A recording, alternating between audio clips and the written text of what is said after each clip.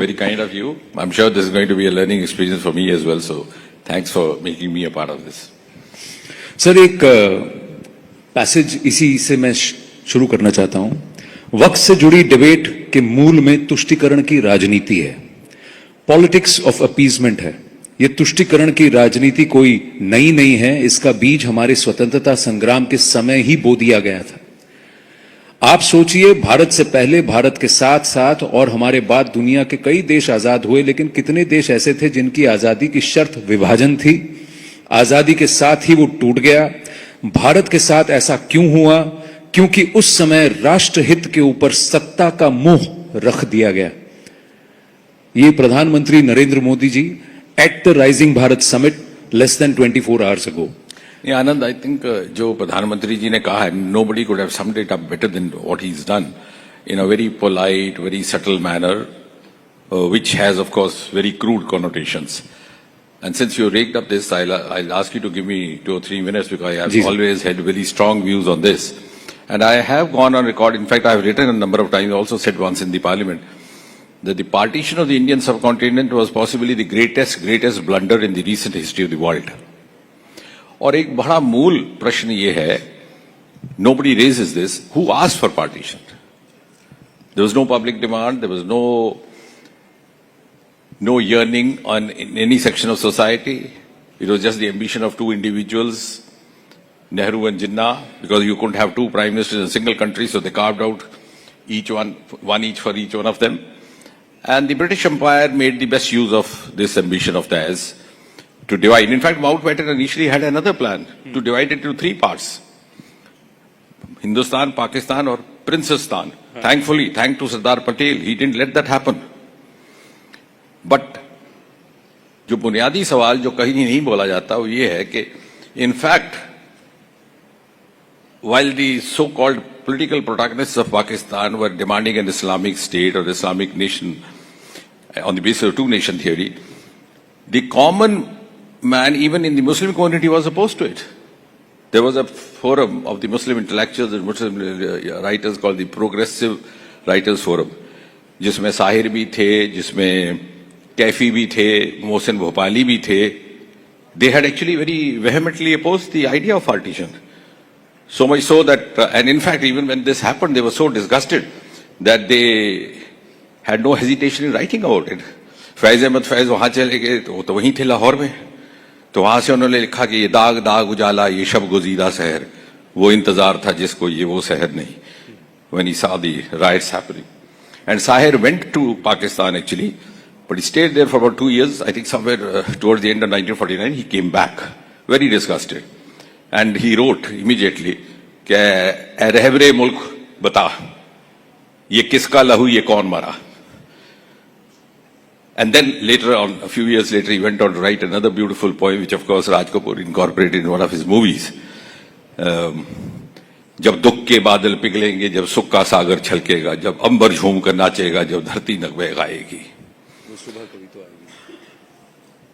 जिस सुबह की खातिर मर मर के हम युग युग से जीते हैं, जिस सुबह के अमृत की धुन में हम जहर के प्याले पीते हैं, इन भूखी प्यासी रूहों को एक दिन तो कर्म फरमाएगी. So what I'm trying to say is that in the immediate aftermath of partition saw bloodshed, displacement, the biggest ever exchange of populations happening anywhere in the world. And in the later aftermath, after a few years, it was food scarcity, poverty, a long spell, which even India had to bear. Under the same Prime Minister, who happened to be one of the protagonists of the partition, or maybe facilitated Jinnah's two-nation theory.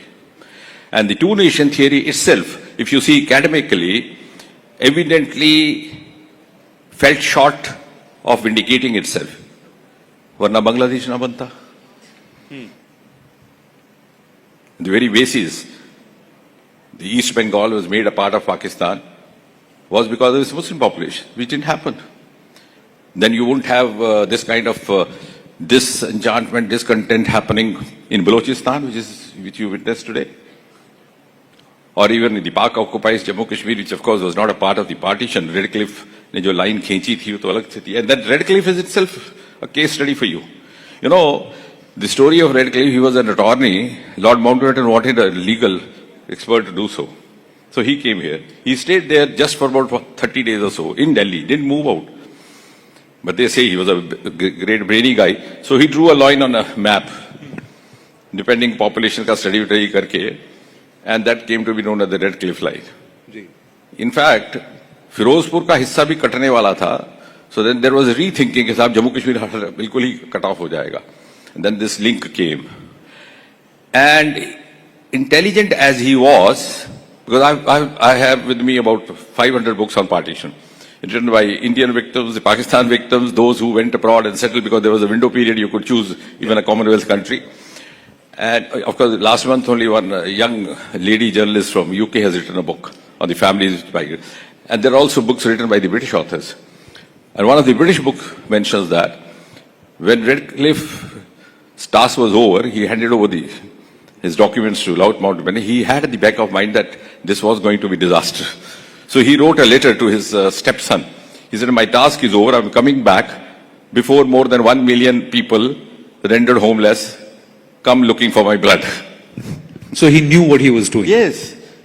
But that suited Jinnah, that suited Nehru, and that also very much suited the British rulers. Allow me to ask you this. Is this the BJP and the current disposition's obsession with pushing down Nehruvianism and Nehruvian politics? Or is it just bringing front and center our history, our itihas like it was? Because it's difficult to believe कि दो लोगों की महत्वाकांक्षा या कुछ लोगों की महत्वाकांक्षा जैसे प्रधानमंत्री जी ने कहा उसकी वजह से इतनी सारी जनता का नुकसान सह लिया गया. Nobody liked the bloodshed that happened. 3 million people died, got displaced, and there was so much bitterness, and those lines are still drawn. No, absolutely. I totally agree. Would you really want to say that it was just the power-hungry ambition of 2-3 people and a collective that destroyed this entire subcontinent?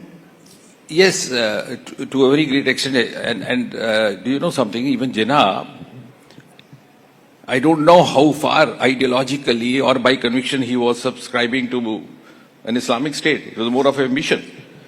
And in the very first speech in the National Assembly of Pakistan, he said, look, now our objective is over. Now everybody would be equal. And one more fact which is not much talked about is that on the 14th of August, the midnight, when Pakistan was granted independence, the very first national anthem was written by a Hindu poet called Jagannath Azad. और वो किस्सा यूं हुआ कि Jinnah asked for a panel of poets who would have to write this. And when he noticed the name of a Hindu young poet, he said, look, let's have this. It might send out a message. And the phrase of Jagannath's anthem was something different. It was like Sar Zameen Pakistan. It was dedicated to Mother Earth of the new country, nation. And then, of course, later on, it got changed. Then Hafiz Jalandhari wrote, jo aajkal hai Jeeve Pakistan. That's right. So, and the same night, Jagannath used to tell us, he's of course no more, he was Professor Emeritus of Iqbal. Even after partition, he kept visiting all the universities across the subcontinent for his Iqbal lectures.